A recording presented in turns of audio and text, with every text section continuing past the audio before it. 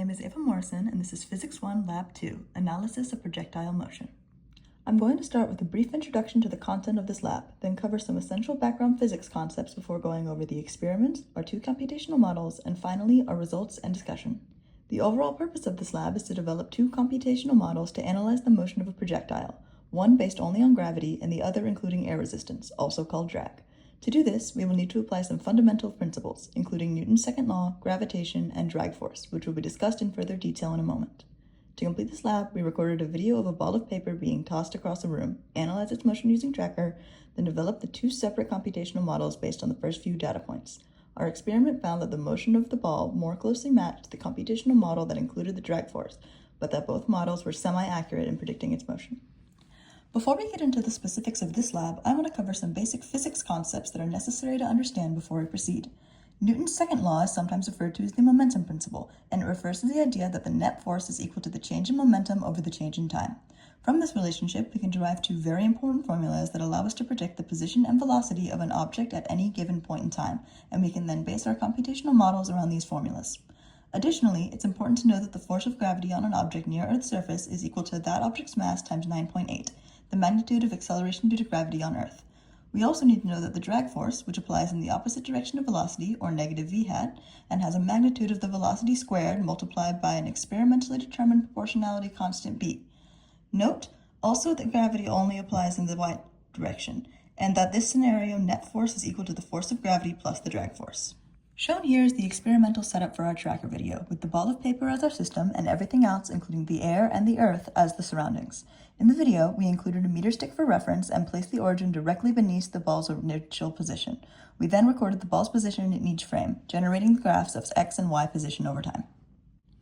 Once I had analyzed the object's actual motion using tracker, I could use the first few data points to generate a computational model for the expected motion of the ball. I first set the initial position to the same values as my tracker data and estimated the mass of our ball of paper.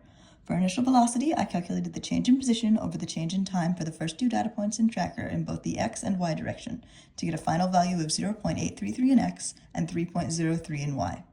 In this model, the only force that we're assuming acts on the ball is gravity, so our net force is the same as the mass of the ball times the gravitation constant in the negative y direction.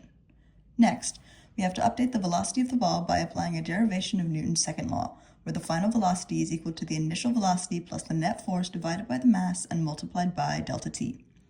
We can then use this new velocity to update the ball's position using the position update formula, where the final position is equal to the initial position plus the final velocity, because this is a non-constant force. The computer will run over this loop every time step over our interval, resulting in a model for the motion of the ball.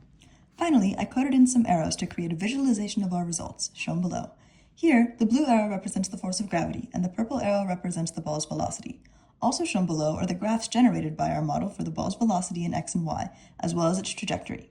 As we can see, the velocity in x is constant because the only net force is in the negative y direction. While this model is nice, it doesn't account for the air resistance or drag force on the ball. To account for this, we need to generate a second, hopefully more accurate model. The initial conditions for this model are the same as the first, but we need to make a few changes to the net force. Instead of just gravity, we now have to factor in the drag force. To find drag force, we need to find the magnitude of the velocity, or the speed, using the equation for magnitude of a vector. We then have to divide the velocity by the speed to find v hat, or the direction of the velocity. We can then use these values to calculate our drag force using the known equation, and add it to the force of gravity to find our net force. Once we have our new F-net, the process for updating velocity and position is the same as in the last model. And here are the results generated by our second computational model. Here, the velocities in x and y are not constant because they are affected by drag. There is also an additional orange drag arrow to consider in our visualization. The final comparison between our tracker data and two computational models reveals that the object is experiencing projectile motion similar to that projected by the models. We can also see that the model that accounts for drag is slightly more accurate than the one only accounting for gravity. Though the graphs are overall fairly similar, there are some slight deviations. This could be due to several possible sources of error, including human error when tracking, our estimation of the drag constant, and other unknown forces acting on the object. Overall, though, this data supports the conclusion that the object is experiencing both gravitational and drag forces. Now let's talk a bit about whether our models can depict the object's terminal velocity. Terminal velocity occurs when the object is experiencing a net force of 0, meaning that the gravitational and drag forces essentially cancel out. Because of this, we can use our already plotted velocity versus time graphs in the y direction to determine the terminal velocity of our object. The most negative value on the graph, also notably the place where the graph begins to flatten, is around negative 2.81, and the absolute value of that is a good estimation of our object's terminal velocity. What if the object were thrown directly in the air?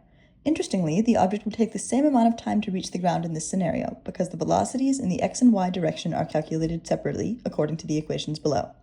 The only thing that matters is the initial velocity in the y direction, so as long as this was the same for both tosses, the ball would take the same amount of time to reach the ground. That's all I have for this experiment. Thank you for listening.